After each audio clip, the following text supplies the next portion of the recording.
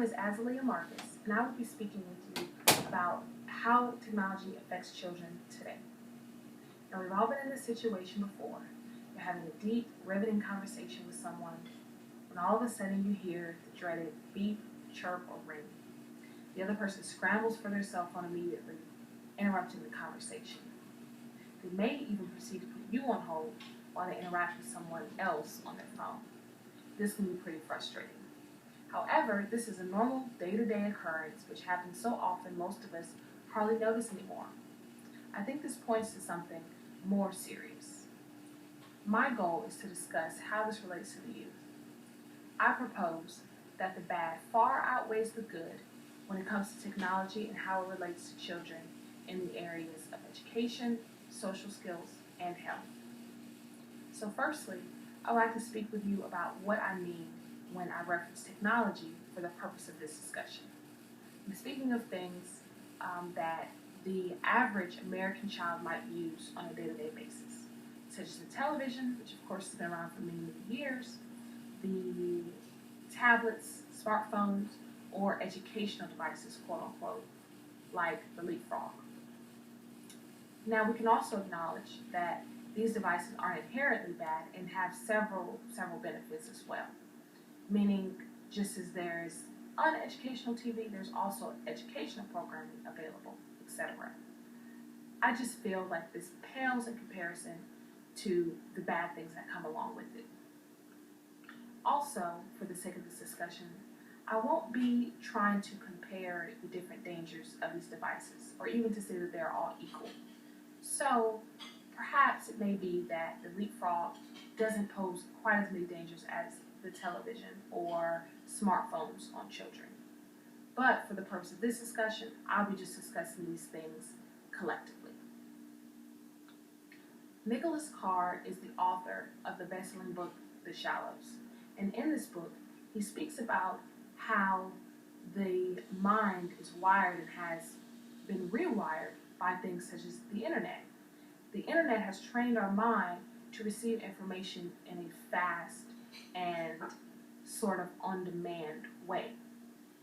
He talks about, for example, mental math and how if you've practiced mental math, it will come more naturally than if you have not practiced it for several years, because our brain works where it strengthens or weakens the circuits based upon the activities that we perform most often.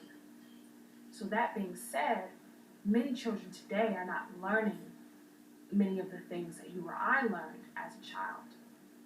And as the writers of an article focusing on different technologies' effects on children's personalities points out, there is a certain skill set associated with advancements in technology.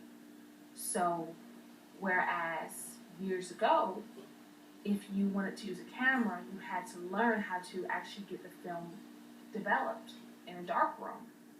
Or obviously you could take it to someone, but if you yourself wanted to be the person who actually developed the film, you'd have to have a certain skill set.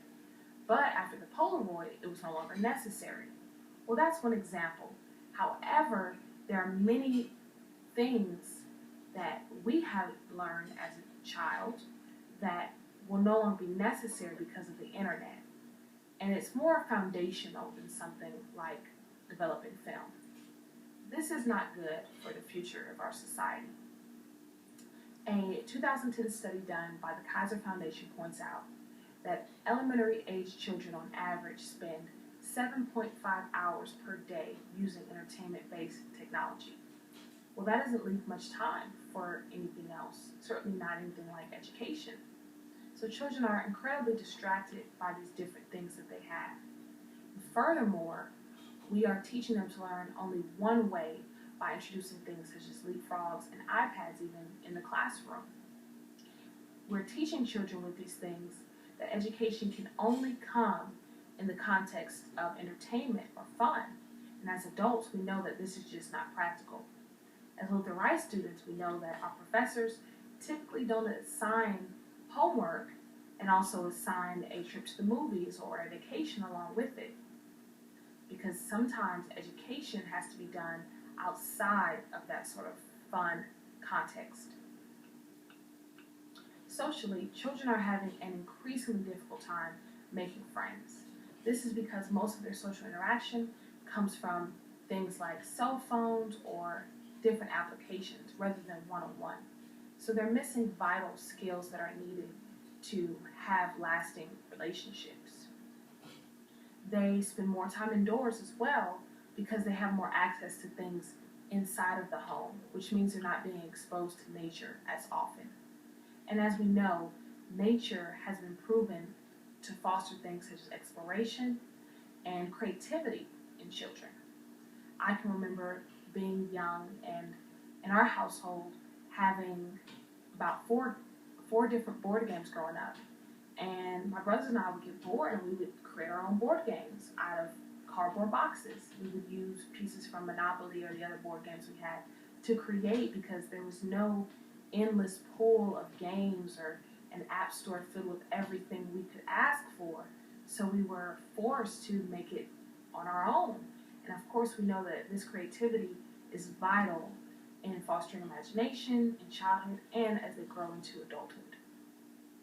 In the area of health, childhood obesity has become a huge epidemic here in the US as well as in Canada. And we have to ask ourselves why. I believe it's because physical activity is something that children aren't getting as much because they're spending so much time indoors.